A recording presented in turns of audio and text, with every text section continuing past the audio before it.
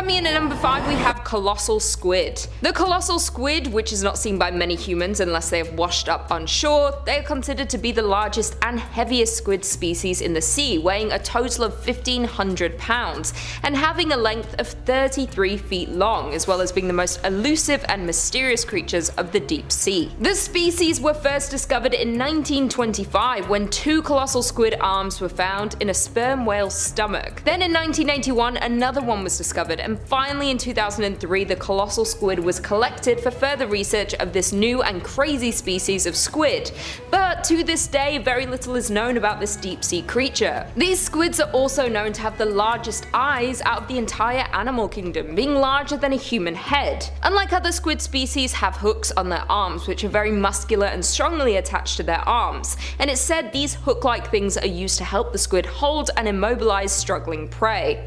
Sounds like a horror movie death to me. Due to them being so far down in the sea, little is known about them and their behaviors, but what is known is that they prey on sperm whales. Yes, these creatures are fearless. They see a massive whale and say that's breakfast, which is terrifying. Only a few have been caught, and those couple that have been put on display at the Museum of New Zealand in December 2008. So if you're planning a trip to New Zealand, I would definitely suggest going to see this massive specimen, because the likelihood of you coming into contact with this squid while swimming is slim to none. But then again, why would you ever want to get close to this thing while going for a swim? Coming in at number 4 we have Atlantic wolffish. The Atlantic wolffish comes with a lot of nicknames, otherwise known as the Atlantic catfish, sea cat, wolf eel, ocean catfish, sea wolf, and the most fitting, the devilfish.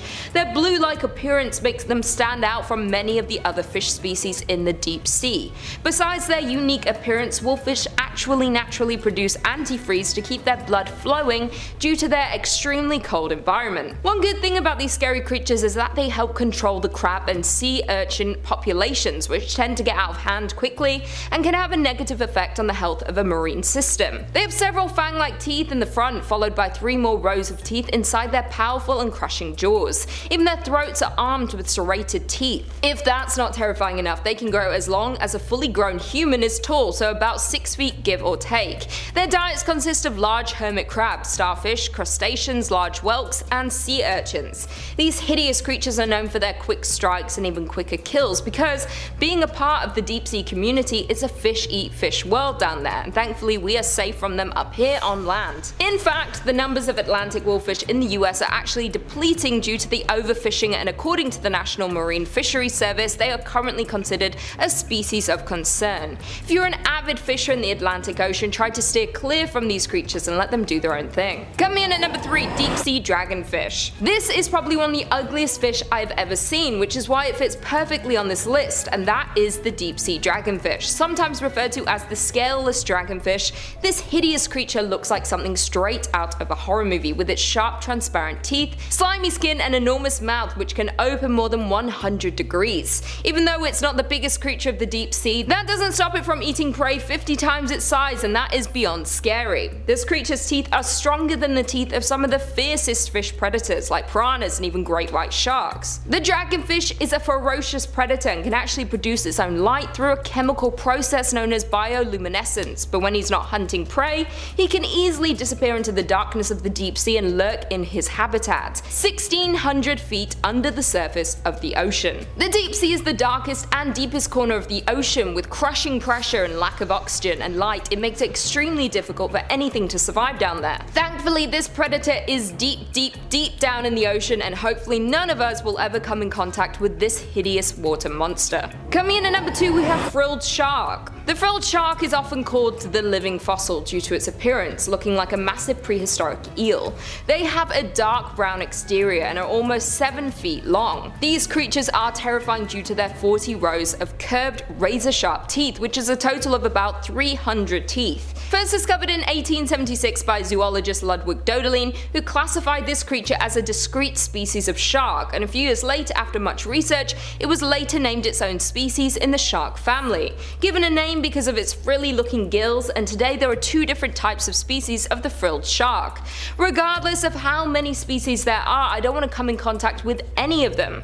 This creature tends to live in the Atlantic and Pacific Oceans and don't tend to come into contact with humans, but a handful of times they have been accidentally caught by commercial fishermen. Thankfully, you probably will never come into contact with this terrifying creature because the closest they've come to the ocean surface is 390 feet deep, but typically they reside more than 3 times that depth. They live very close to the ocean floor and survive off of cephalopods, bony fish, and smaller sharks. When hunting for food, these creatures move similar to an eel, lunging and bending to capture their prey and continue to swallow them whole with their long and flexible jaws and of course their massive amounts of teeth. Due to the creatures living in the deep sea, they are rarely seen and for good reasons, but there was rare footage that came out in 2007 of one. If you're not too scared, you can go check it out after this video. And finally, in at number 1 we have stonefish. They are known to live in the tropical Pacific and Indian Oceans, and these deep sea creatures have perfect camouflage to look like a rock on the floor of a coral reef. So even if you somehow were around one, you probably wouldn't even notice it was a fish. They are close relatives to the scorpion fishes and consume other reef fishes and some seafloor invertebrates. They don't actively hunt their prey, they just wait for their prey to come to them, waiting hours at a time, and when their potential target is less than their body length away, they will strike. They have some of the most powerful jaws and very large mouths that create so much pressure they are able to easily trap their unsuspecting prey and swallow them whole. This creature is the most venomous fish in the world. It has 13 spines along its back that can release the venom, and this can kill a human within a few hours. They have a potent neurotoxin secreted from glands at the base of their needle-like dorsal fin spines, which they stick up when disturbed or threatened. The more venom that is injected into you, the worse it will be. Their stings cause terrible pain, swelling, necrosis, and then of course death. These horrifying creatures are actually considered a delicacy in many parts of Asia, such as Japan and China. They are usually cooked ginger and put into a clear soup, but could also be served raw as sashimi. As long as they're prepared correctly and their dorsal fins are removed, they are a dense and sweet snack and considered by many to be good for your health. If you're swimming in the ocean, you thankfully won't come in contact with this killer fish creature because they live on the ocean floor, so you won't have to worry. But if you're curious about the stonefish, you can check out more about it on the show River Monsters. They did an episode in 2017. Even though the stonefish isn't the largest creature in the deep sea, it's their venom that makes them the most terrifying.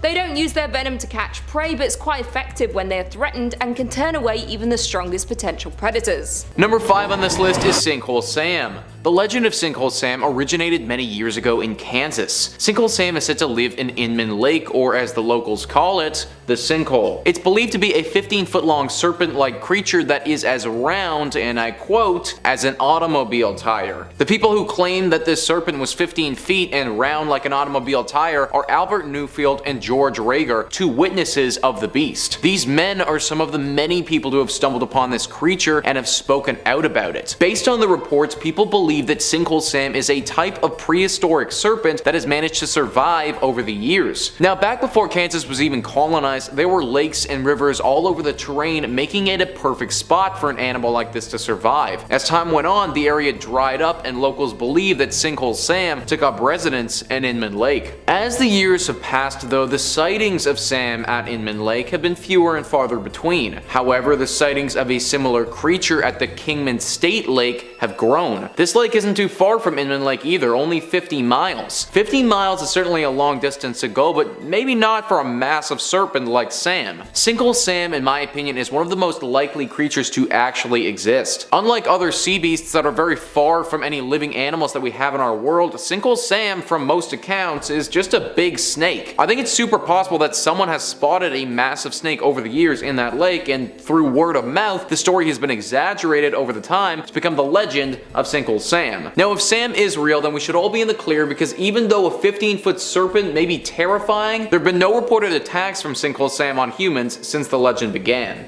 Number 4 on this list is Leviathan melville. This ancient beast is aptly named after the Leviathan due to its incredible size. This is a monstrous whale that grew from 45 feet to 60 feet in length. It has the largest teeth from any animal used to eat the world has ever seen, reaching a length of 1.18 feet. Their heads were 10 feet long and their jaws were absolutely massive. Similar to Megalodon, these creatures are long extinct and lived roughly 12 million years ago. Also similarly to Megalodon, they had the exact same diet as the massive shark, whales. That's right guys, this massive whale ate other smaller whales. Also, because it was competing for the same food source as Megalodon, it's not unrealistic to think that those two creatures would have fought several times. And before I go any further about this beast, comment down below who you have in a fight, Megalodon or this Leviathan of whales. I want to know who you guys got. Anyways, over the years we've seen many legends about massive whales that were extremely aggressive. Moby Dick is one of the most famous stories of all time and features a massive whale. This creature, however, would have put Moby Dick to shame and potentially would have even had it for lunch. Also, after it was finished eating Moby Dick, it would have happily eaten Captain Ahab and completely demolished his whaling ship. A lot of other entries on this list have had some reported sightings and witnesses, but this one we have real fossils to prove its actual existence. I've personally always been a fan of whales. In fact, an orca whale is my favorite animal in the whole world, but making an orca whale 60 feet with massive teeth is what we have here, and that might be a bit too much for me if I'm being honest. Number 3 on this list is Ningen. Ningen are very strange mythical creatures that have only come into the limelight very recently. The rumors and legends of these creatures have largely taken place in Japan. Japanese whale research boats that are sent to the Arctic waters have reported seeing these massive 20 to 30 meter long creatures that are completely white swimming through the ocean. Now when I first heard that, I thought that these things might just be big whales, but their shape is unlike anything that we've ever seen before. These creatures are said to look almost human, with witnesses saying that they saw massive legs and arms coming from the beast. They also have eyes and a mouth, but not many other facial features from the reports. For just over the last decade, stories about Ningen in the Antarctic waters have circulated throughout Japan. One of the most famous was when crew members on the deck of a ship saw what they thought was a submarine in the distance, but when they approached it, realized the creature was alive and watched as it dived quickly underwater. There are some photos that have surfaced on the internet, but nothing that can fully substantiate the claims of this creature's existence. It is also currently unknown if there's only one of these creatures or if there are several of them swimming around the seas. This beast, unlike some of the other creatures that we've talked about, is not just a bigger version of an already existing animal. It isn't just a big snake or a big shark, it's a completely different entity entirely. This makes me think that it would be harder for somebody to confuse a big whale with a creature like this, because a whale doesn't look anything like a Ningen. Hopefully more sightings and evidence can come to light soon, and we can get a definitive confirmation if this thing is real or not. Number 2 on this list is the Oklahoma octopus. This mythical octopus is said to inhabit some of the bigger lakes in Oklahoma, like Lake Thunderbird,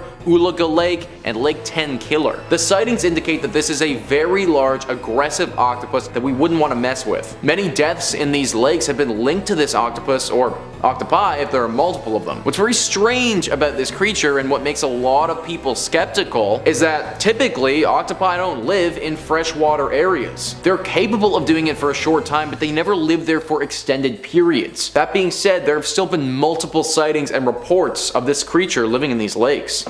It's said to be the size of a horse and has a reddish brownish skin tone to it. It eats what any other octopus would eat, but has a tendency to kill humans in its area. The reasoning behind this is unknown though, because it doesn't actually eat the humans, but only drowns them. Potentially the octopus feels threatened by humans swimming in its water and is very territorial. There's no physical evidence proving the existence of this creature, but the rate of drownings in these 3 lakes that I mentioned earlier, they're far higher than anywhere else in the area. That statistic, along with the numerous sightings from fishermen and swimmers, have locals believing in the legend of the Oklahoma octopus. Number 1 on this list is Organism 46B. Organism 46B is believed to be a massive 33-foot long squid-like creature that was said to have 14 different tentacles. This thing lived in Vostok Lake, which is a subglacial lake located under 2 entire miles of ice. This creature has the ability to animate its legs after they've been amputated, it's capable of shape-shifting, it's extremely intelligent and also extremely hostile, and it has the ability to immobilize its prey with a a toxin that it could spray up to 150 feet. We've only actually known about this creature for a few years. Although the Russians initially established an Antarctic base on top of Vostok Lake in 1957, they actually weren't aware that there was a lake beneath them until 1974, and then they weren't able to get to the lake until 2012. It was only after that that they discovered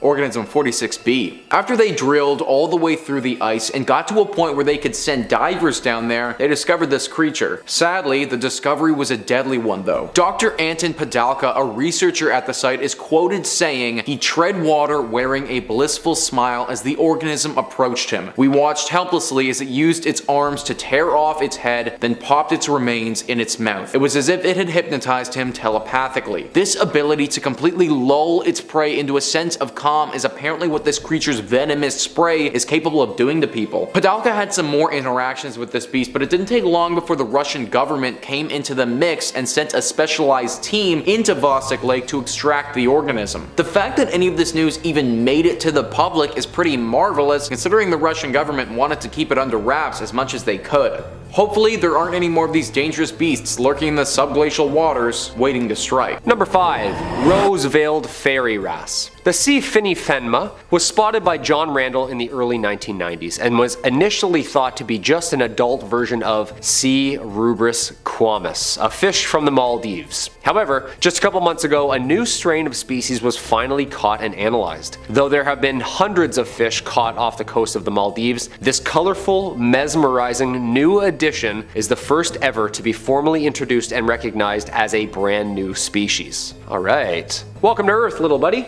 I love this planet. Every day there's something new, eh? This thing is mesmerizing, right? Look at it, it's just so beautiful. Apparently it changes colors as it grows up too. Different year, different color. The rose-veiled fairy wrasses is one of the first species to have its name derived from the local Dhivehi language, with finifenma meaning rose, a nod to both its beautiful pink hues and the island's national flower. Ah, we're starting this list off nice and easy. Imagine swimming with these. This is beautiful. Nice little rainbow around you. Of course, us being us, the species being so new and abundant has started making it, of course, at high risk of over-exploitation. Yeah, don't forget what we do to fish. Yeah, humans can be the worst for this planet also. Already talks of commercialization, tasty new dishes, and exotic deep-sea tanks before it's even got a scientific name. That should be a metaphor about how we are, you know? Something so new and precious and we're already craving over it. The beauty of nature, I guess. The discovery is part of the California Academies of Science Hope for Reefs initiative started in 2016 by a team of marine biologists and deep-sea divers. It was created to explore, explain, and sustain the world's coral reefs by making fundamental breakthroughs in coral reef biology. That's awesome, dude. Okay, so there's like some pure people still out there trying to help. That's beautiful. Alright. One for humanity. Okay, we're trying here. Number 4. The blanket octopus. The blanket octopus gets its name from its female counterpart, the very rarely seen and supersized female blanket octopus. She has a long fleshy cape that wraps around her tentacles. This cape makes the octopus appear larger and more intimidating to predators. Though the female blanket octopus is already large, growing to around 2.5 meters in length, the males only grow up to about 1 inch, weighing in at a monstrous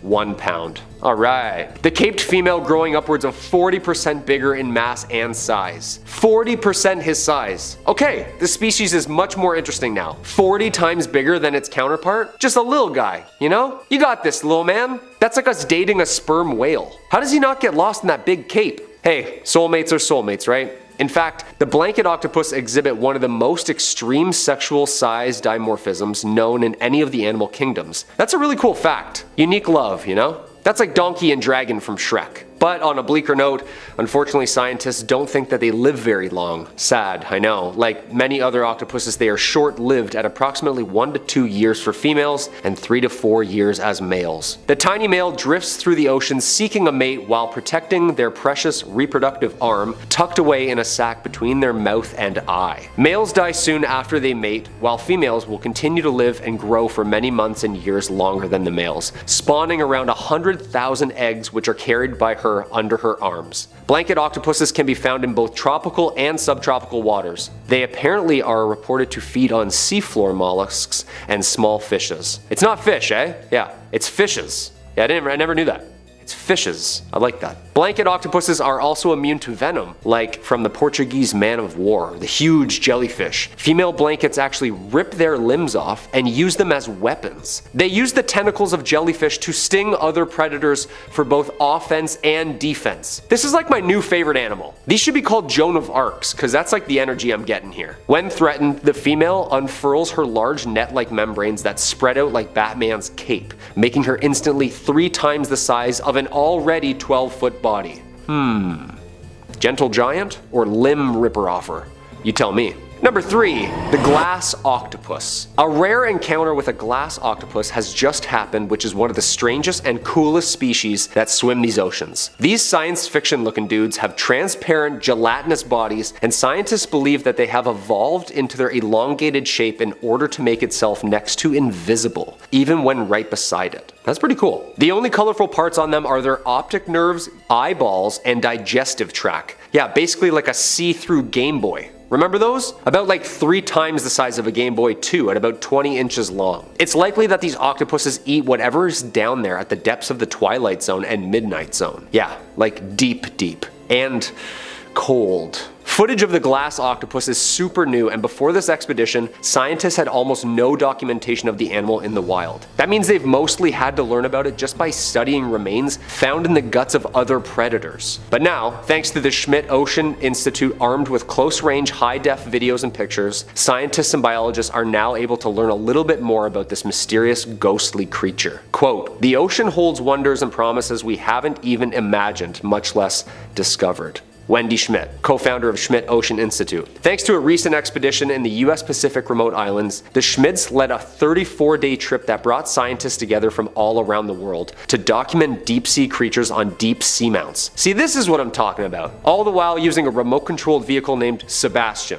I love it. I get it, Little Mermaid, I got you. Scientists observed not 1 but 2 octopuses, adding further to more knowledge and behavior of this elusive species. The glass octopus is considered one of the least studied cephalopods in our ocean. I'm excited. Let's go 2022. So far so good. Great year for fishes. Number 2, the colossal squid. Sometimes called the Antarctic squid or giant cranch squid, or famously known as the Kraken. It's believed to be the largest squid species ever. It's the only member of the Mesonychothelius genus and is only known from a handful of sightings throughout history. Ah yes, the old sea captain's log, huh? The species is confirmed to reach a mass of at least 1,500 pounds, making it the largest known invertebrate on the planet. Biggest one so far is 20 meters. That's like the pitcher's mound to home plate. Yeah. This thing is massive. Though the species has similar anatomy to other squids, it's the only member to display hooks on its arms and tentacles. Okay, that's a little scary. It lives in the Antarctic and is found at depths of the Twilight Zone, like 2,000 meters down. Little is actually known about the creature, what it eats, and what it does all the way down there. Scientists say it's bioluminescence as well, which attracts prey. Look, if this thing was flying instead of swimming, just 1 atmosphere difference, I'm just gonna say it, this thing would be an alien. You know what I mean? I said it. I mean, no wonder it's got a reputation for swallowing up ships by pirates. The first specimens were spotted in 1925, but in the early 2000s, fishermen got lucky and they pulled up the largest colossal squid ever found. It's now on display at the Museum of New Zealand. Kinda sad that when we see these beautiful things, the first thing we think is to yank them out of the water. I like the underwater cameras and freedivers Blue Planet style, just swimming down there with krakens. Okay, maybe not. Yank it up, boys. Get it up, that thing's horrifying. And the number 1 spot, the blood belly comb jelly. Sounds like a magical elixir. From the family Lampictenidae, this specimen was first caught and studied by George Matsumoto, the marine biologist at the Monterey Bay Aquarium Research Institute, who discovered the blood belly jelly in 2003. Now we're sure these things weren't discovered on like one of Jupiter's moons or something already in the 30s? We're sure of that. Cause that thing's blinking like a you-know-what. Not many of these things have actually been caught though. I've never seen anything like this before. Brilliant and then seemingly electric. The bloody belly comb jelly comes in different shades of red as well. The sparkling display on the outside comes from light reflecting and refracting off tiny transparent hair-like cilia. Basically this thing is like a swimming light bright. Remember those? Light brights from the 90s? This thing is like the alive version of that. Of course, alongside its mystic nature, it also poops sparkles. Seriously, like a little alien unicorn. That's neat, right? Its name comes from its ruby red color. While it's pretty much invisible from underneath its belly, from above and in front it lights up like the 4th of July, luring predators in with its mesmerizing patterns. Red is nearly invisible in the deep sea, so the vibrant crimson that gives the comb jelly its name is actually helping it hide. Bloodbellies are technically ctenophores, not true jellyfish. Many comb jellies have calloblasts lining their tentacles, which work like glue instead of venom. Upon touch, a spiral filament automatically bursts out and releases this sticky glue stuff. Once a fish is unable to swim away, the comb jelly reels in its tentacles and brings the food to its mouth. Okay, so this thing just became absolutely terrifying again. The deep dark sea, we gotta respect it. How insects and how jellyfish eat scares the out of me. I can't explain it. Watch it for yourself. Number 5. Giant isopods. No, this isn't a microscopic picture. This isn't a tick or a bug. This is a giant isopod. One of the scariest looking things picking around the ocean floor.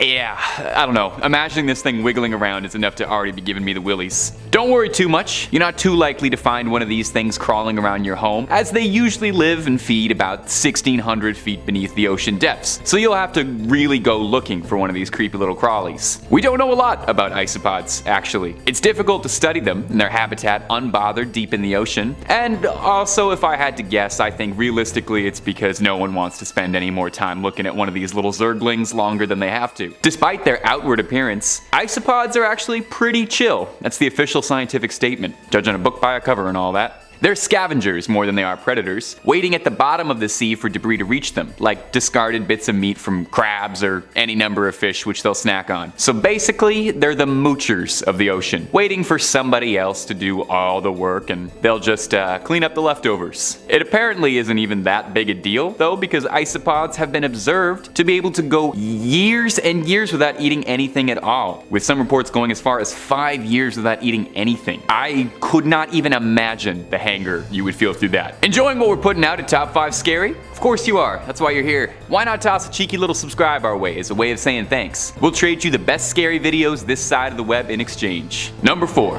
Barrel eye fish. Has anyone ever accused you of being empty-headed? I know that's something I've heard a lot in my time. I don't really know what that means. Unfortunately, my head, hollow as it might be, does not allow you to see inside because I am not a barrel eye fish, a being which is cursed to have a window for a forehead. The barrel eye fish may be one of the most confusing looking things under the sea. I mean, take a look at this thing. It kind of looks like it's not finished yet, you know? Like this fish was late for school and it forgot to put its face on. It's got its eyes inside its head and has a translucent head to accommodate that. You know, the rest of all life thought eyes on the outside, but the barrel eye just had to stand out and be different. Those two big green orbs are the fish's eyes, tinted with a sort of biological sunglasses kind of deal to help it zero in on light above it. The barrel eye uses its bizarre eyes to look upwards, tracking the shadows of its prey and then fixating on it. You wouldn't expect a creature that looks this weird to be an effective predator at all. Special organs on the fish's belly called soles deflect light from the creature's insides, illuminating the deep sea around it and also letting it camouflage. So this weirdo transparent head fish is also a mobile swimming light show. Just goes to show how absolutely amazing life down in the abyss is, where creatures will naturally adapt to their surroundings to evolve to have a flashlight built into them. Bless you, barrel eye fish. Bless you for being you. Number 3. Sarcastic fringe head. At first glance and description, the sarcastic fringe head doesn't sound particularly horrifying. It looks about as funky as most things you would see in an aquarium. The name might make you wonder a little bit if it's got a reputation for being sassy, like maybe this is the fish that's always backhandedly complimenting you, which would be terrifying in its own right, but not for the reasons we tend to highlight on this channel. No, the sarcastic name comes from the fish's kind of dour expression, and I definitely do see where that's coming from because looking at photos of me, it looks like it's judging me just a little bit for my life's choices. Now, when this fish opens its mouth, you'll understand why it earned a spot here. The sarcastic fringe head's mouth can open up wider than its body, creating this delightful image you see here, and you will probably be seeing for the rest of your days. Now, if you're a little freaked out looking at this fish that looks like it crawled out of the upside down, that's understandable. But what if I told you that these fish have kiss fights? Sarcastic fringeheads fight for dominance with other fringeheads by expanding their very wide mouths and then pressing them together as a display to show who's got the biggest mouth. This is also how they attract mates, fighting off other fish and smacking their lips together to impress all the lady fringeheads, showing them just how wide their mouths go. And man, it has taken so much restraint right now to be talking about this and trying to keep this at a PG rating. Coming in at number 5, we have the striped surgeonfish. This fish is beautiful to look at, but beware to never cross paths with this creature. This species reaches about 38 centimeters in length and weighs only a little over a pound. Much of the body has black edged blue and yellow stripes, and the top of its head is striped with yellow. These fish have sharp forward pointing spikes on its spine and are extremely poisonous and are often referred to as knives. Along with the scary nicknames this creature has, it actually gets its name surgeon because of its sharp angular scalpel-like tail and is sharp enough to easily cut you. These fish are very territorial, with the large male defending a feeding territory and a harem of females. The adults may also school and they gather during spawning. The fish eats mostly crustaceans and algae. It's so aggressive that it might try and corner or bully members of its own species to get the best resources. Not only are they aggressive with their own species, but they display the same behavior to fish outside of their species. The surgeonfish is a fast swimmer that can swim up to 25 miles per hour and can live up to a whopping 20 years. These scary creatures dwell in the shallow parts of the ocean where the reef crests are located and often found in tropical oceans like the Indo-Pacific Ocean and Northern Great Barrier Reef. So if you're going to be swimming in the tropical oceans on vacation, be very careful of this creature.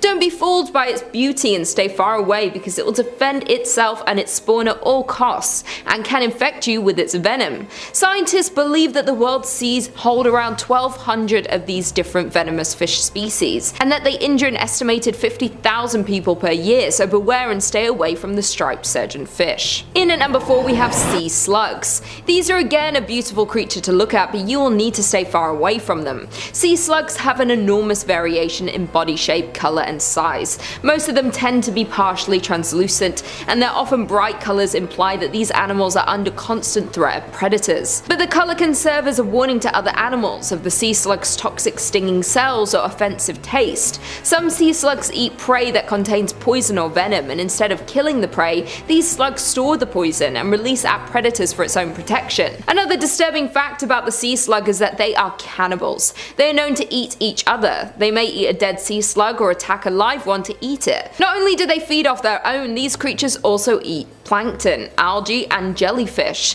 These animals also have both male and female sex organs, and they can lay mass amounts of eggs, sometimes up to 1 million eggs, and these deadly creatures can live up to 4 years. Sea hares, which is a common name for a large group of herbivores, sea slugs, and the largest of the sea hares is the California black sea hare, which are naturally toxic, and they can eject a foul ink or secrete a vicious slime to deter predators. One type of sea slug in particular, the gray-side gilled sea slug, has been linked to canine deaths, and beachgoers are warned to keep their children and pets close by to avoid accidental ingestion or contact. There are so many types of sea slugs, and most of them are extremely dangerous, so if you see a pretty looking glob near the shore or while swimming, avoid it at all costs. In at number 3, we have the pufferfish. There are more than 120 different species of pufferfish worldwide, and are mostly found in tropical and subtropical ocean waters.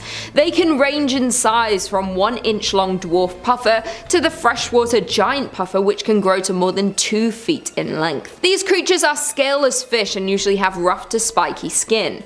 All have 4 teeth that are fused together in a beak-like form. Pufferfish tend to mostly feed on invertebrates and algae, while larger puffers will even crack open and eat clams, mussels, and shellfish with their hard beaks. Poisonous puffers are believed to synthesize their deadly toxin from the bacteria in the animals they eat. Due to their slow and clumsy swimming style, makes puffers very vulnerable to predators. When they feel threatened or notice a predator, they will use their highly elastic stomachs and the ability to quickly ingest huge amounts of water to turn themselves into a virtually inedible ball several times their normal size. Almost all pufferfish contain tetrodotoxin, a substance that makes them foul tasting and often lethal to fish.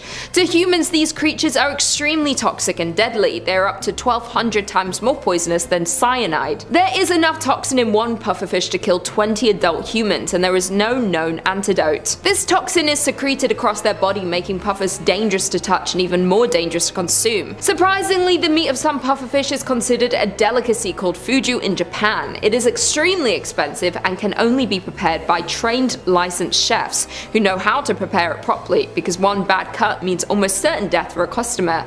Many such deaths occur annually because of poor preparation. In at number 2 we have Kandiru. This fish is something out of a nightmare. This creature has many scary nicknames such as the toothpick fish or vampire fish. These fish tend to be small, only growing to about 7 inches, but others can grow larger, around 16 inches. Their heads are small with short sensory barbels around it, backward pointing spines on the gill covers, and their bodies are translucent and make it difficult to spot these creatures. They tend to reside in the Amazon, so if you're planning a trip, beware of these creepy creatures if you're going for a quick dip.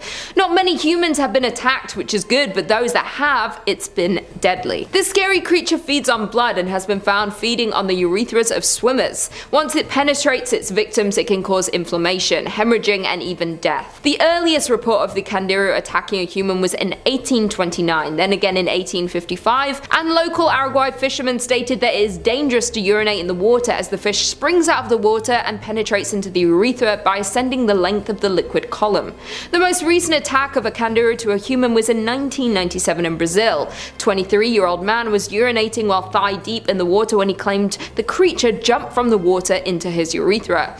The victim underwent a 2-hour surgery to remove the fish from its body. Many speculate that these fish are attracted by the odor of the urine in the water, and that's what makes them attack, but others think these creatures hunt by sight and have no attraction to the urine at all. I think this creature might be the most terrifying of all sea creatures, because instead of just stinging or biting you, this creature actually inserts himself inside the human body and wreaks havoc. And finally, in at number 1 we have Du Bois sea snake / beaked sea snake. There are more than 50 species of sea snakes, but the deadliest are the Du Bois sea snake and the beaked sea snake. These venomous snakes reside in many regions of Australia, Papua New Guinea, New Caledonia, and are common throughout the Indo-Pacific. They live in coral reef flats, sandy and silty sediments which contain seaweed, invertebrates, and coral or sponges that can serve as shelter to them. These snakes feed on moray eels and various fish that live on the seafloor, up to 3.5 feet in size. Their venom affects its prey's ability to contract the muscles and makes the prey flaccid to make it easier for the snakes to eat. The Du Bois sea snake is the most venomous sea snakes and one of the top 3 in the world. These snakes use their fangs to bite and release their venom to immobilize their prey for their own protection. The toxins in these snakes' venom affects the nervous system, and it causes paralyzation of the body's muscles, then causes death due to respiratory failure.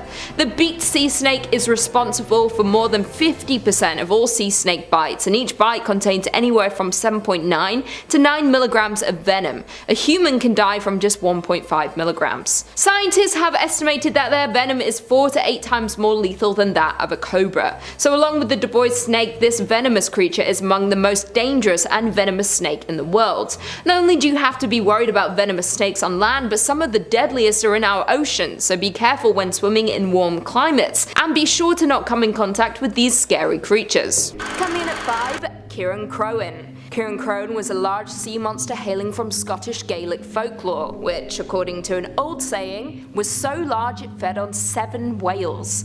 I quote, 7 herrings, a salmon's fill. 7 salmon, a seal's fill. 7 seals, a whale's fill. 7 whales, a Kieran Crowan's fill. Oh man. Now, while its immense size poses a threat to humankind, it prefers to toy with its prey first. It hides its enormous figure by shrinking down to the size of a silverfish. Then when fishermen catch it in their nets, the monster transforms back into a gigantic beast and swallows the fisherman whole. Nasty.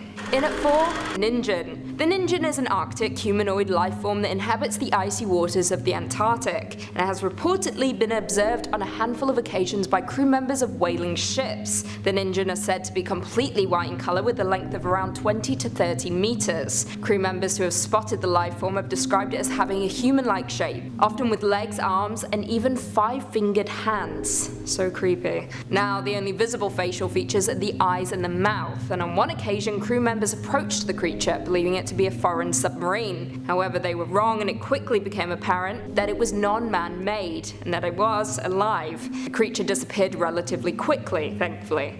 Now, most of the sightings seem to occur at night, which makes the creature far more difficult to photograph. However, in pictures that have been taken, the ninja mostly just looks like ice, so their skin is said to be smooth, almost human-like. No believable pictures have ever been taken, perhaps because the ninja don't exist, or perhaps it's because of a large cover-up by the government. What do you guys think though? Coming in at 3? Kraken. The Kraken is a legendary sea monster of massive proportions and is described as resembling a giant octopus or squid, and is said to be capable of enveloping entire ships in the grasp of its tentacles and dragging them beneath the depths of the cold, dark ocean. Now, the Kraken for years has been spoken of in tales told by sailors, as well as featured in various works of fiction since the 13th century, and continues to remain popular even today in works like Clash of the Titans. The Kraken is said to roam off the coasts of Norway and Greenland and will attack and destroy any vessel that crosses its path. Now, since the late 18th century, the Kraken has been depicted in a variety of different ways. However, it's primarily drawn as a large octopus-like creature and has often been based on sailors' observations of a giant squid.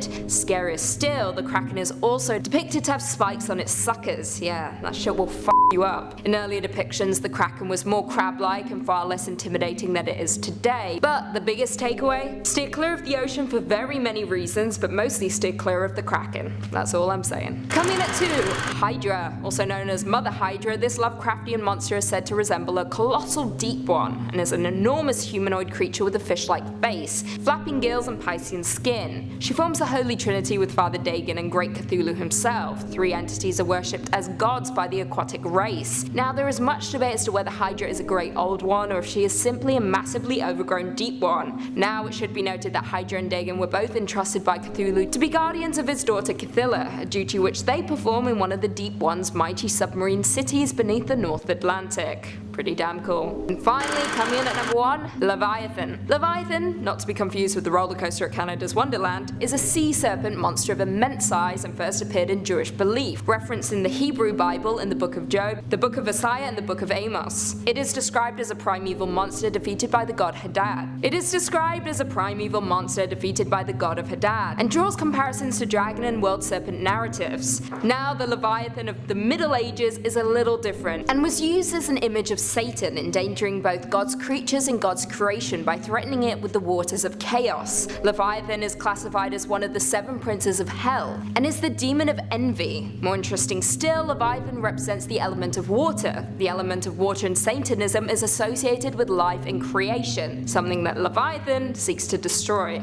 Number 4, the Loch Ness Monster. Now, the Loch Ness Monster is probably the most famous sea creature of all time, and probably one of the most famous Scottish things of all time, alongside William Wallace, kilts, and haggis. It's also one of the world's oldest recurring cryptid stories, with the first reports of Nessie going all the way back to the year 565.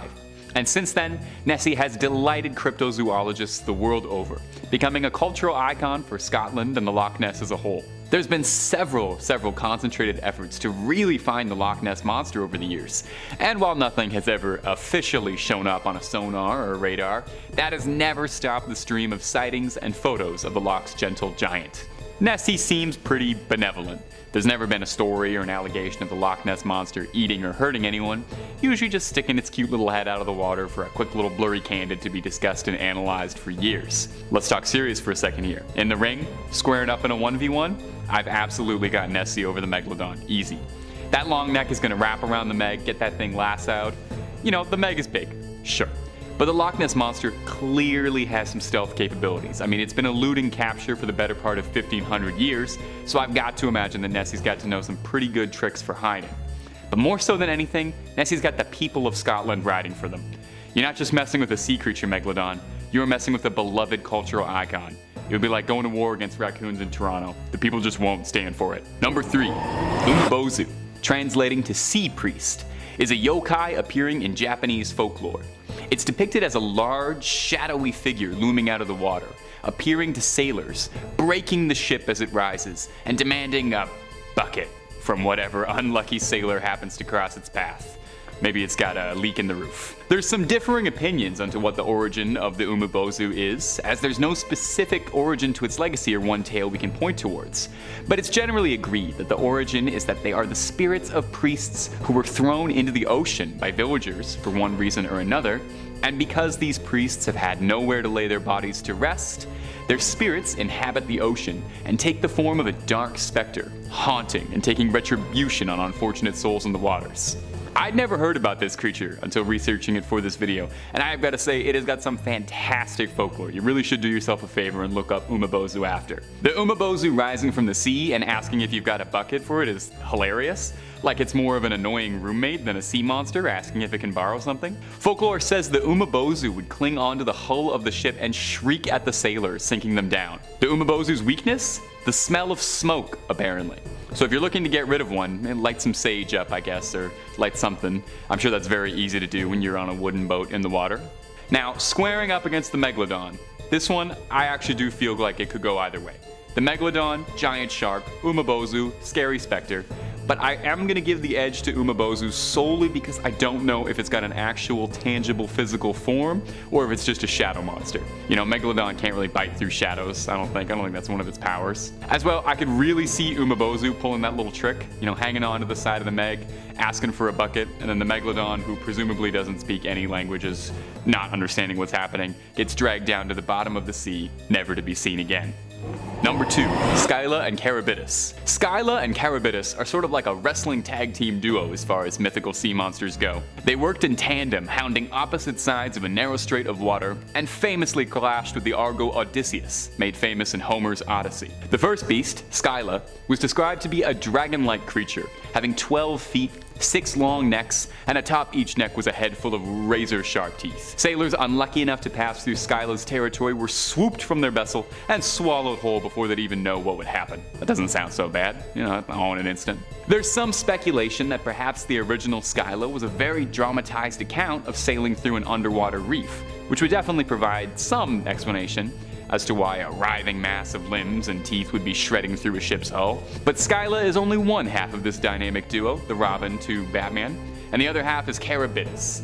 Charybdis is a little harder to describe, as it has no agreed appearance. In the original myth, the Odyssey, Charybdis presents itself as a whirlpool, savagely swirling around, creating the tides and pulling passing ships into their doom. Maybe it's just a little camera shy, and it lets its more handsome sibling take a lot of the front-facing business. However, of the two, it could be argued that Charybdis was the more dangerous of the two, as during the Odyssey, Odysseus chose to sail his ship closer to Scylla than Charybdis, figuring that it was wiser to lose 6 men to lose the entire ship. Very wise guy. Now, the Megalodon. Drop out of this one before you even try. A one-on-one is one thing, but a duo battle against a whirlpool and a 6-headed dragon? Save yourself the embarrassment and just clock out and go home. Number 1, Jormungandr. Jormungandr is another old Nordic sea legend, also known as the Midgard serpent or the world serpent, and is a serpent so large that its tail would surround the circumference of the earth and all its oceans and loop back around onto itself inside its mouth, creating an Ouroboros. This impressive girth is where the creature gets its name, World Serpent. Jormungandr's also had a bit of a star-studded run in pop culture, appearing in Marvel Comics and most recently the new God of War, based around Nordic legends. Jormungandr is fairly central to Nordic mythology, as it was said that when the creature would stop biting its own tail and release it from its jaws, it would be one of the signs of Ragnarok, and the creature would thrash its tail and the seas would rise up and flood Midgard, the Nordic term for their realm. There are several notable myths detailing Thor's many encounters with Jormungandr, and his various attempts to overpower the beast and to slay the mighty serpent, although as the myths go, he was never quite successful.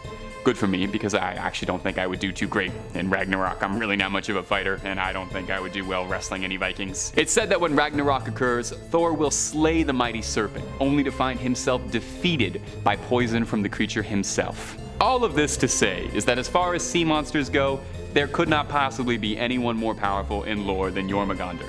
All this beast has to do to initiate the end of the world is to take its tail out of its mouth. The Megalodon wouldn't be able to challenge this thing. It would literally be over before it began. The Jormungandr opens its mouth to start the duel, and that's it. It's done. Not only is the Megalon done, but everything's done. Seas flooding, fires raining down from the heavens. How could there possibly be a more powerful sea monster than this? Unless they update the Nordic myths at all, I doubt anything will ever top the legend of the Jormungandr. Number 4. The fang-toothed fish. Ah yes, the Anoplogaster cornuta, or commonly known as the fangtooth.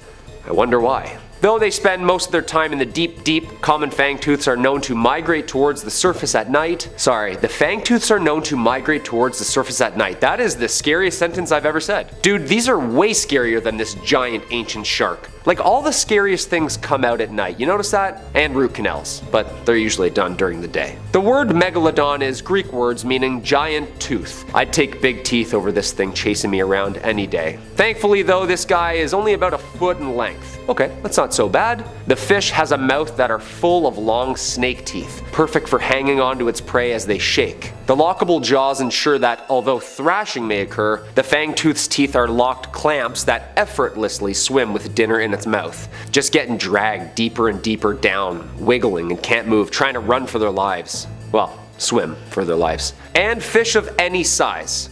I'm sorry? Yep, any size. Common fangtooths have been recorded at depths of about 5,000 meters, so whatever lives down there, it's game on. Look at this thing. I was scared of sunfish and seaweed brushing up against my legs. This thing swimming by me, this thing? It looks like a night terror in itself, stalking their preferred prey of crustaceans and of course, other fishes the same size. Common fangtooths are more active than many other deep sea fish and seek out food for meal and sport rather than being purely ambush predators eating when they're hungry. That's terrifying. Packing up for the long winter, huh? Their huge mouth and very long teeth ensure that they are able to attack prey and actually hold on while they relocate them to a deeper, darker spot where they can kind of take their time on the meal. I've swam with sharks. In my opinion, this thing's way scarier. Like, eating small critters running around the ocean floor, sure, but also imagine eating something the same size of itself with teeth? No problem? Slowly devouring it, bite by bite? Yeah, that's way scarier. Come on. Just reattaching itself every bite?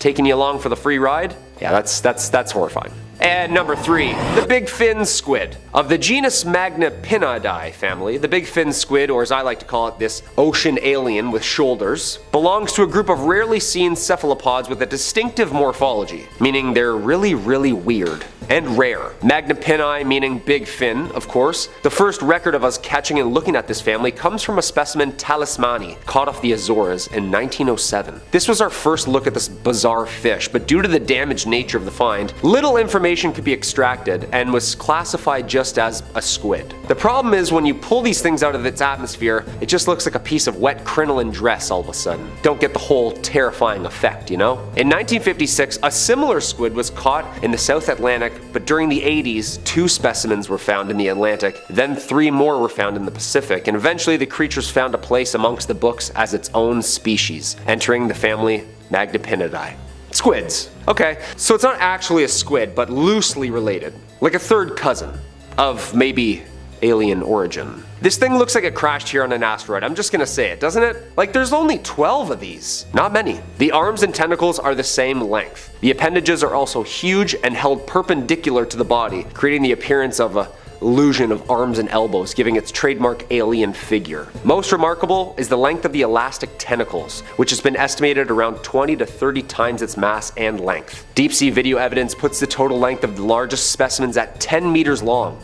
Yeah, that's 2 trucks. Close-ups of the body and head show us that the fins are extremely large, being proportionately nearly as big as those of a big fin squid. Hence, the comparison. While they do appear similar, no specimens or samples of the adults have been taken out of the water yet, leaving their exact identity, bodily functions, and internal organs a mystery. Awesome. Yes, more mysteries under the water. Alright, I only had really bad night terrors already. Let's just add this in there. Yeah, I'd take a shark swimming with a brain at me rather than this alien thing swimming up to me and just staring at me, trying to understand me for about an hour. Terrifying. Number 2, the gulper eel. Eurypharynx pelicanoides. The pelican eel, or what I just said, is basically a deep sea eel. Like deep sea. If you've seen the Ridley Scott's Alien film franchise or the Predator universe, you'll know that this thing looks exactly like that. Yeah, am I wrong? But instead of like 8 feet tall, it's only 3 feet tall. Yeah, still terrifying. The pelican eel has been described by many synonyms, yet nobody has been able to demonstrate that more than one species of pelican eel exists. Riding solo, huh? That's creepy. one-of-a-kind kind of deal. It's also commonly known as the gulper eel, or umbrella mouth gulper eel, due to its terrifying size and function of its mouth. The mouth and jaws resemble a pelican's gulp, hence the name. The morphology of the pelican eel can be difficult to describe because they're so fragile and oddly shaped that they become damaged when they're pulled out of the deep sea's immense pressure. We can't just swim all the way down there and take pictures, you know? The pelican eel's most notable feature, its mouth, which is much, much larger than its body, like 5 times the size. The mouth is loosely hinged and can be opened wide enough to swallow a fish 3 times its size. This thing has like a lower mandible of a python, just like unhinging it before dinner. The lower jaw is hinged at the base of the head with no body mass behind it, making the head look abysmally huge. It's basically a swimming mouth with a spine, tail, and I think a brain? Yeah, we don't really know yet. With dot-sized eyes, yeah. It usually is always moving too, rarely stationary. It hunts in some sort of folded state. The pelican eel's mouth has the capability to change to an inflated shape when hunting, giving the mouth its notably massive appearance. Dude, the mouth unfolds like the James Webb telescope. Like 100 working parts. Technically, it's like a geometric shape unfolding as a mouth, followed by stretching, like a cootie catcher. Remember those? This thing eats like a cootie catcher. When the pelican eel is in pursuit of its prey, it slowly starts unfolding itself. Imagine this thing's trucking behind you, unhinging its jaw, slowly the closer it gets. The head and jaw structure unfold and spread horizontally, not vertically. Okay, that's scarier all of a sudden. The unspreading event, or as I like to call it, lunch, is followed by the inflation of the mouth from a stretchable skin of the head, which it feeds on prey. Then, water's expelled via the gills. Okay, so it's basically a large strainer, and after it eats, it blows itself out, releases all the water back into the water. Just wrings itself out. Come on, this thing is horrifying. Thank gosh it only eats crustaceans and creepy little crawlies on the bottom seafloor. And number 1, the phantom jellyfish. Stygiomedusa gigantea. I love that word. Commonly known as the giant phantom jellyfish, is a part of the monotypic genus of deep sea jellyfish. Stygiomedusa. With only around 110 sightings in 110 years, it's a jellyfish that is rarely seen. Well, I guess like once a year. I don't know, I'm not really good at math. Believed to be widespread throughout the world, it thrives in all oceans and seas, with the exception of the Arctic Ocean. Yeah, little too cold for it. The Monterey Bay Aquarium remotely operated underwater vehicles have only sighted the beast 27 times in 27 years. Dude, what's with all the matching numbers? Is this CIA run? A study conducted by the Journal of the Marine Biological Association of the UK revealed info regarding the species and had this to say. The Gigantea is thought to be one of the largest invertebrate predators on this planet. One more time, please. The largest predator. It is commonly found in the ocean's midnight zone, reaching depths of about 7,000 meters. Deepest human free dive is about 300 meters. Okay. Yeah, we're good. Unless you have a wide lung span. The largest predators in the deep sea, the giant phantom jellyfish's typical prey consists of plankton and small fish. The S. gigantea tends to be dominant in locations with a low productivity system, meaning it deters other predators of fish. Like, it likes it quiet. A shy eater, I'd say. However, when this thing is hungry, it battles squids, eels, and even whales. Okay, never mind. Just when I thought this thing was really cute, it fights off whales for food. The first specimen, weighing in at 100 pounds, was collected in 1899, but it wasn't recognized as its own species until 1959. Imagine this thing chasing you and catching you, tangling you in like 100 feet of netting tentacles so it can just eat you slowly. Does this thing have a consciousness? Like, you can kind of tell if a shark is swimming near or close to you or what it's kind of feeling. This thing just slowly, softly swimming towards you before it ingests you? Way scarier. Like, I'm convinced these landed here. The oceans are way scarier than things on land. We haven't even started to uncover the whole ecosystem yet. Number 5, wolverine fish. Hugh Jackman, if you're watching this and you like scary stuff, this first one's for you, my dude. In 2021, there were more than 200 new species of just freshwater fish discovered alone. Just freshwater. Hopefully Ancistrus wolverine. Okay, that's a pretty badass name. And a badass looking fish. There's no way in hell I'm taking that thing off of a hook with my hands. Are you kidding me? And you wouldn't want to either, because these fishes have strong lateral curved spikes called endontas tucked underneath their gills, which at any time they can extend and jab at their prey with these spiky prong-like claws, hence the name. For those of you who don't know Wolverine, he's an X-Men with claws. It kind of goes hand in hand here, you know? The wolverine fish is actually a catfish, however, that grows up to only about 6 or 7 inches long. They get their name from both the barbed razor-sharp prongs associated with them and the temper and aggression inside of them. Yeah, so like full-blown Wolverine-style anger. Luckily for us, they live in between rocks found so far in the Brazilian river of Rio Xingu in the lower Amazon that I don't think you're gonna swim into any one of these soon. I feel like that's where the scariest fish are, the Amazon. Also, kind of confusing biologists, so many species and names alike but not alike. Catfish, wolf fish, half wolf, half man, X-Men fish. Like every day there's a new fish. Wolverine fish are only herbivores and graze on algae and detritus tucked away deep under rocks, so the likelihood of you just like stepping on one of these are pretty low.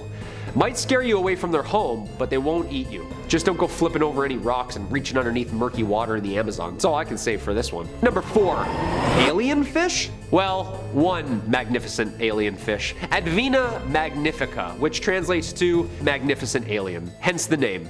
No, it's not from outer space or anything, don't panic. Technically, it's not even a fish. This sea sponge literally gets its name because it just looks like E.T. Hey, I didn't name it, they did. To be fair, it does look like E.T. the alien, come on. The long neck, the huge head, the big eyes, it's literally perfect. This year, a new sea sponge was discovered officially. Well, plucked back in 2017, but they're sure now that it's a completely new species. Over 6,000 feet deep in the Pacific Ocean, research team from the Smithsonian National Museum of Natural History came upon a mesmerizing seascape. Dr. Chris Ma of the team dubbed the scene, quote, a forest of the weird. The sea sponge rises up from the seafloor to look exactly onto the direction of the current, mouth open, hoping to swallow up some bacteria to eat. That's sick, just an alien sponge sticking their ET heads out, catching the breeze, hoping for some fast food. Doesn't sound like a bad gig. The 2 holes of the sponge that give it its signature ET eyes appearance are clearly visible on the outside of its head.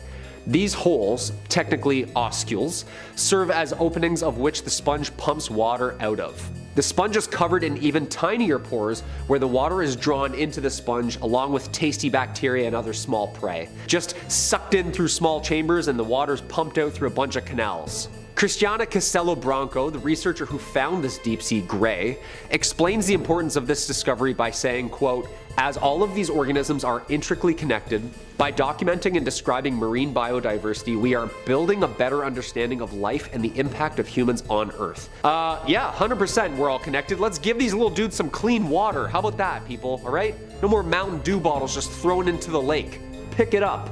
Number 3, bulldog fish. Catfish, wolverine fish, now bulldog fish. When are we just gonna have a fish, you know? The bulldog fish, or the Zenactinus oryx. That sounds like a Decepticon, doesn't it? Zenactinus oryx? Roll out. Well, it's Autobots. Never mind. This thing can truly teach a new dog some old tricks. Like 90 million years old tricks, because our newest discovery is actually a really old one. Extinct, thankfully. You wouldn't want to haul this thing up in your net. The Dino of the Week blog states that some of the longest bulldog fish ever may have once even measured up to 6 meters long. Yeah, that's like a regular sized shark. The bulldog fish fossils may be quite valuable as well. A fully intact, complete framed specimen sold for about $110,000 at Sotheby's auction house. Is this the reason fish and chips are so expensive nowadays? Like, what's going on here? This scary dude roamed the warm, shallow waters of the Western Interior Seaway that split America in 2 halves during the Upper Cretaceous period. Distinguished by their heavy, bony skull and armed to the tooth with teeth like a nightmare, last year, Andy Moore, a local fisherman, made a discovery while taking part in a fishing competition in Nebraska. When he brought his kayak over to free his line, he first thought that it was a skeleton of something that had recently died, so he just returned back to his tournament. He contacted the sheriff's department after the tournament, worried, and they got back to him saying it was his lucky day. Dude, imagine just reeling in a 90 million year old fish during a fishing tournament. Like, I hope he won. That's definitely first place, isn't it? Oh, Andy? Oh yeah, caught a 90 millioner. Yeah. Number 1, the snapping shrimp. This little guy, the snapping shrimp, aka the pistol shrimp, aka mussel in the Alphidae family. Sounds like a mafia family, doesn't it? Hey, I'm a pistol shrimp with the Alphidae family, who's asking? This little thing can literally create a sonic boom under the water right before and as it's attacking you. That's not scary at all. It's so fast you literally don't even know what's happening due to the stun alone and how fast it is. You won't see it coming, you might hear it coming. This thing's sound is that big, it creates a sonic boom. We know nothing, Jon Snow. Like, they're apparently found in coral reefs and oyster reefs.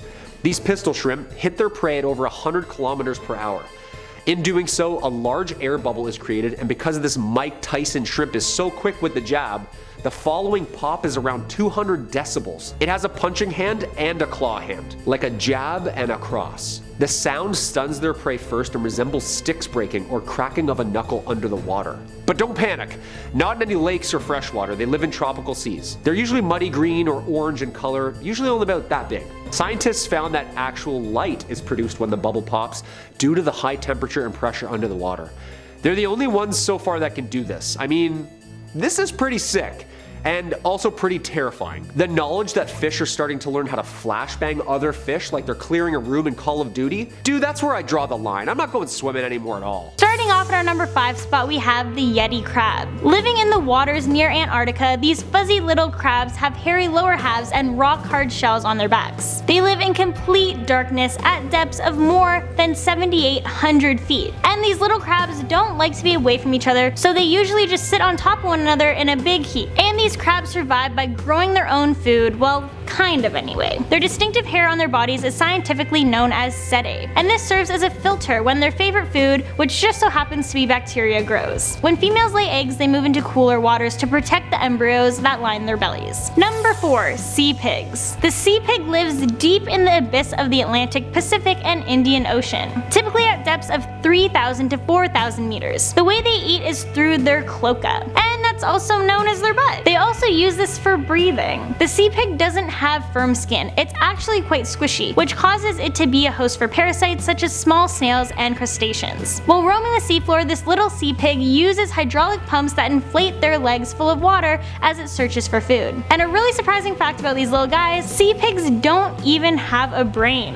When this creature feels under attack, it contracts its muscles and propels its inner respiratory organs out of its butt. They do this to confuse their attack group.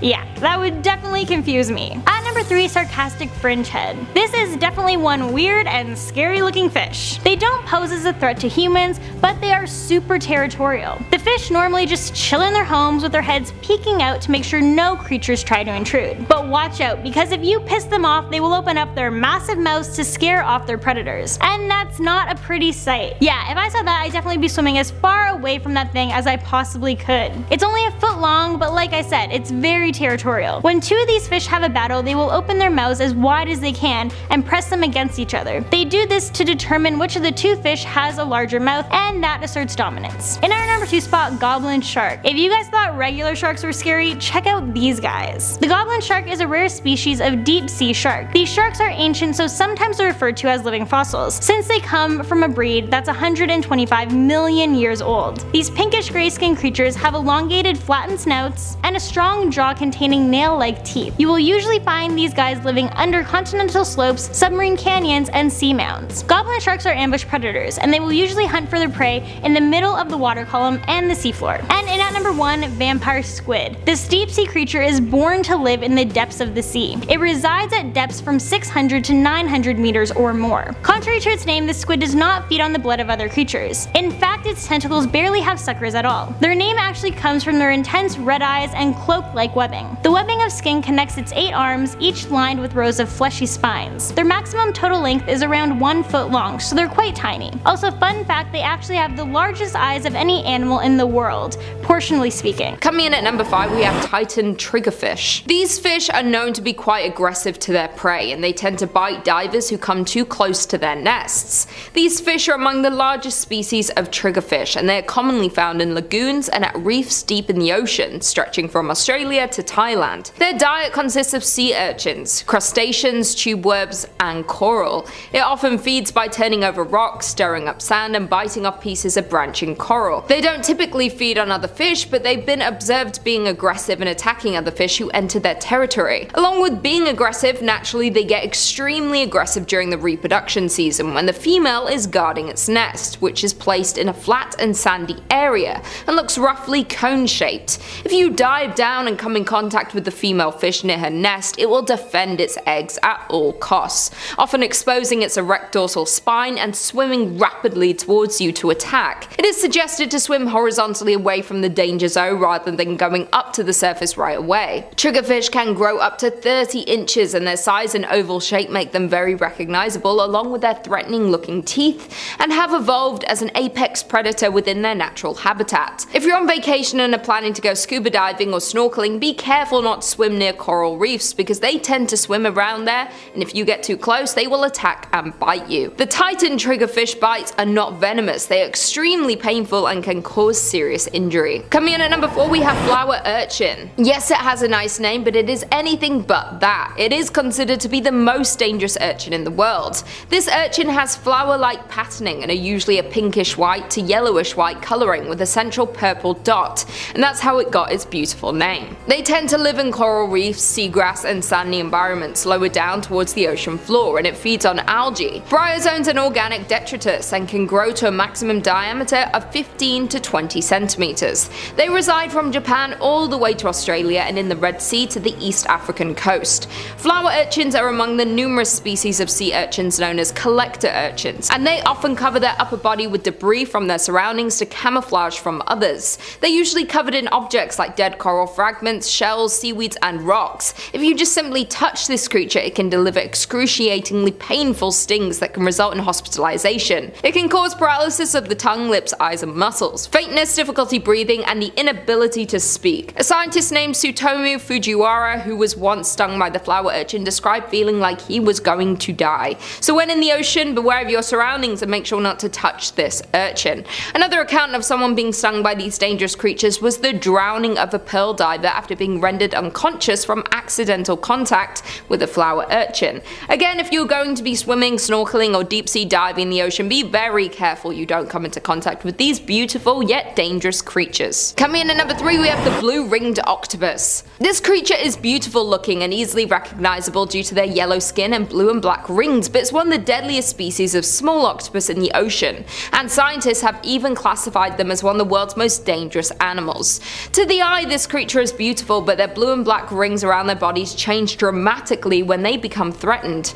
Despite only being 5 to 8 inches in size, their venom is extremely powerful and can be very dangerous to humans if they're provoked. If stung, it can result in a number of things such as nausea, respiratory arrest, heart failure, blindness, total body paralysis, and can lead to death within a few minutes if not treated, or could cause drowning due to the results of the venom, and the inability to swim to the surface. In order to come in contact with the creature's venom, you would have to come into direct contact with the octopus. When faced with danger, the octopus's first instinct is to flee, but if the threat persists, they will then go into a defensive stance and display its blue rings. If the octopus is cornered or touched, the person would be in danger of being bitten and stung by its deadly venom. They are named one of the deadliest sea creatures for a reason, because despite them being such a small animal, they carry enough venom in their bodies to kill up to 26 humans within just a few minutes.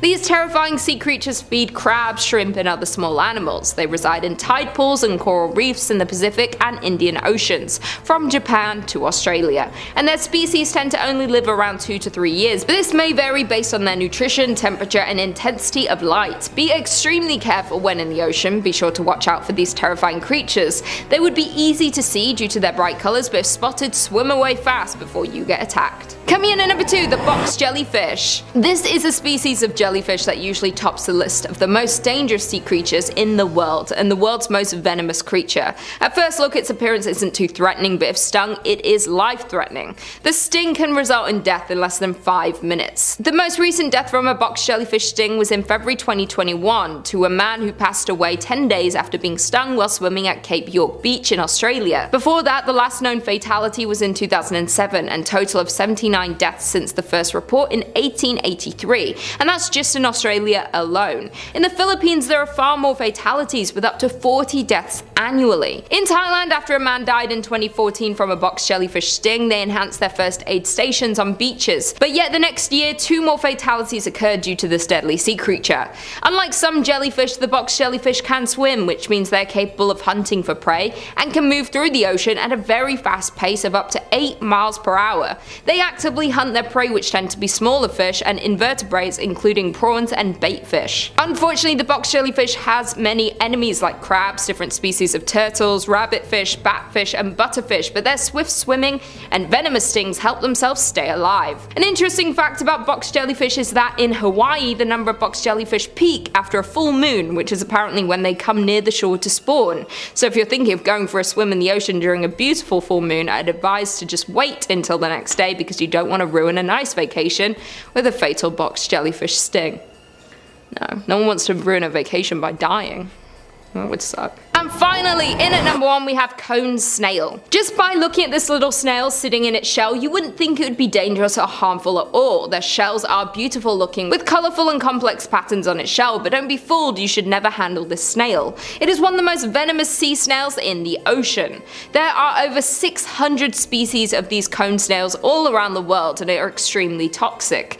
The most dangerous species to humans are the slightly larger ones, but pretty much all cone snails are capable of stinging if handled or stepped on, and can be very fatal to humans. Cone snails use a hypodermic needle-like modified radula tooth, and their toxic venom gland is used to attack and paralyze their prey instantly before eating them.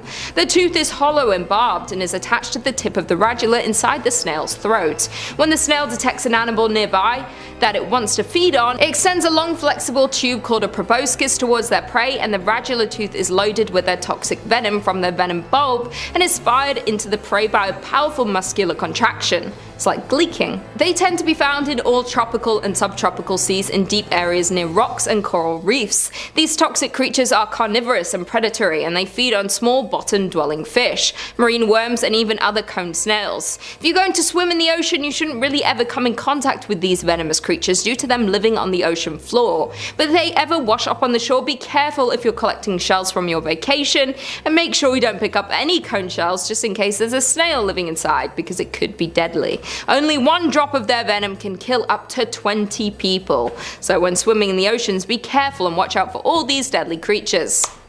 This is why I never go in the ocean. Everything wants to kill you.